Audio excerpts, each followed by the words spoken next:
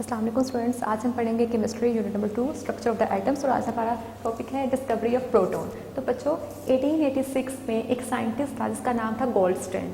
इसने क्या किया था, डिस्कवरी की थी प्रोटॉन की। किस तरह से डिस्कवरी की थी? सबसे पहले बच्चों आप लोग पढ़ चुके हो कि इलेक्ट्रॉन की डिस्कवरी में जो इंस्ट्रूमेंट यूज़ किया था, जो अरेंजमेंट यूज़ की थी, वही जो अरेंजमेंट है गोल्डस्टीन ने यूज़ की है किस पे, डिस्कवरी ऑफ प्रोटॉन में। अच्छा देखें, उसने क्या किया था, सर विलियम क्रॉस की तरह ग्लास ट्यूब यूज़ की, शीशे की बनी हुई। उसके साथ इसने इलेक्ट्रोड यूज़ किए, एक होता है कैथोड वाला और दूसरा होता है एनोड वाला। वैक्यूम पंप लगाया ताकि प्रेशर को मिनिमाइज़ कर सके।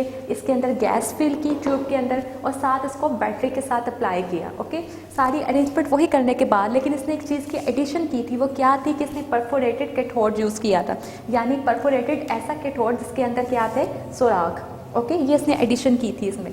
तो जब इसने हाई वोल्टेज अप्लाई की, बैटरी अप्लाई की, तो उसने देखा कि कैथोड में से इलेक्ट्रॉन्स की तो डिस्कवरी हो रही है, लेकिन एक एडिशन ये है कि यहाँ पे देखिए, यहाँ पे तो इलेक्ट्रॉन आके हिट करेगा बेसिकली, क्योंकि यहाँ एनोड है, आपको पता है, यहाँ तो फ्लोरेसेंस होनी है, क्यों यहाँ तो इलेक्ट्रॉन की डिस्कवरी हुई है। लेकिन उसने नोट किया है कि यहाँ पे भी फ्लोरेसेंस हो रही है। तो फिर उसने नोट किया कि यहाँ से फ्लोरेसेंस किस वजह से हो रही है, बेसिकली प्रोटॉन आए हैं और इस परफोरेटेड सुराखों में से निकले हैं और आके उसने क्या किया है, ये वॉल के ऊपर फ्लोरेसेंस यानी कि ग्लो प्रोड्यूस हुआ है, लाइट प्रोड्यूस हुई है।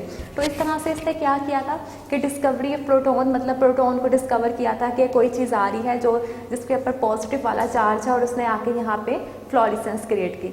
ओके, तो in addition of cathode rays क्या प्रोड्यूस होता है, प्रोटॉन की भी डिस्कवरी हुई कि प्रोटॉन रेस भी इसमें से पास होती हैं इसी ट्यूब में से। परफोरेटेड कैथोड इसने यूज़ किया था और फ्लोरेसेंस हुई थी, क्या इसमें से चमक आई थी, इसमें से ना ग्लो प्रोड्यूस किया था इसकी रेस ने। अच्छा बच्चों, एक बात देखें, जब कैथोड रेस प्रोड्यूस हुई थी तो उसमें से क्या था, बेसिकली कैथोड में से इलेक्ट्रॉन्स निकले थे। ओके, लेकिन यहाँ पे चेंजिंग है कि एनोड में से प्रोटॉन कभी नहीं निकलते। एनोड में क्या हुआ है, यहाँ पे आयोनाइजेशन का प्रोसेस हुआ है। आयोनाइजेशन का प्रोसेस मतलब आयंस बनने के प्रोसेस को कहते हैं आयोनाइजेशन का प्रोसेस।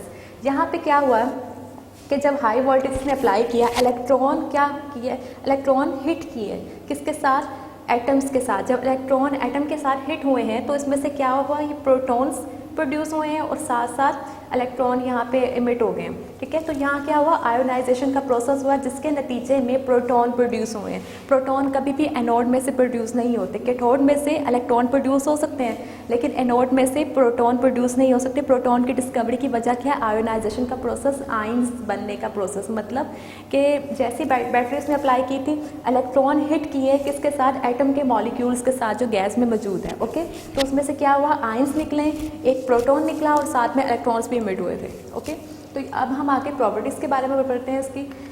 ये देखें, प्रोटॉन्स की जब डिस्कवरी हुई तो उसमें साइंटिस्ट ने इसको नोट किया कि जो रेस हैं वो स्ट्रेट लाइन में ट्रैवल कर रही हैं, स्ट्रेट लाइन में, और opposite to the cathode rays. ये देखें, है इसकी स्ट्रेट लाइन लेकिन ऑपोजिट क्या है, कैथोड के ऑपोजिट है, उल्ट से में। अच्छा, डिफ्लेक्शन टुवर्ड्स द कैथोड। अच्छा, साइंटिस्ट को कैसे पता चला कि इसकी जो प्रोटॉन है इसके ऊपर कौन सा चार्ज है?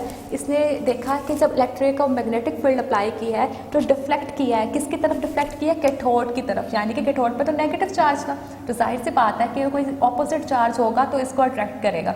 तो इस साइंटिस्ट ने डिस्कवर किया कि इसके ऊपर जो चार्ज है वो क्या, प्रोटॉन वाला। और जो तीसरी इसकी प्रॉपर्टीज़ है वो मैं आपको बता चुकी हूँ कि कोलिजन हुई थी, बेसिकली आयोनाइजेशन का प्रोसेस हुआ था जिसके नतीजे में ये प्रोड्यूस हुई। अच्छा, नंबर 4 है, देखें, mass of the proton is 1814। अच्छा देखें, times larger than the electrons. जब साइंटिस्ट ने देखा कि कोई चीज़ ऐसी प्रोड्यूस हुई है जिसका साइज़ जो है बहुत दुगना है, किसकी निस्बत, इलेक्ट्रॉन की निस्बत। इलेक्ट्रॉन बहुत लाइट था, तो साइंटिस्ट ने नोट किया कि जो प्रोटॉन है उसका जो मैस है वो इलेक्ट्रॉन से कई गुना ज़्यादा है और इसका मैस किसके करीब है, न्यूट्रॉन के करीब है। न्यूट्रॉन के मैस के इक्वल है लेकिन इलेक्ट्रॉन के मैस से बहुत ही ज़्यादा है।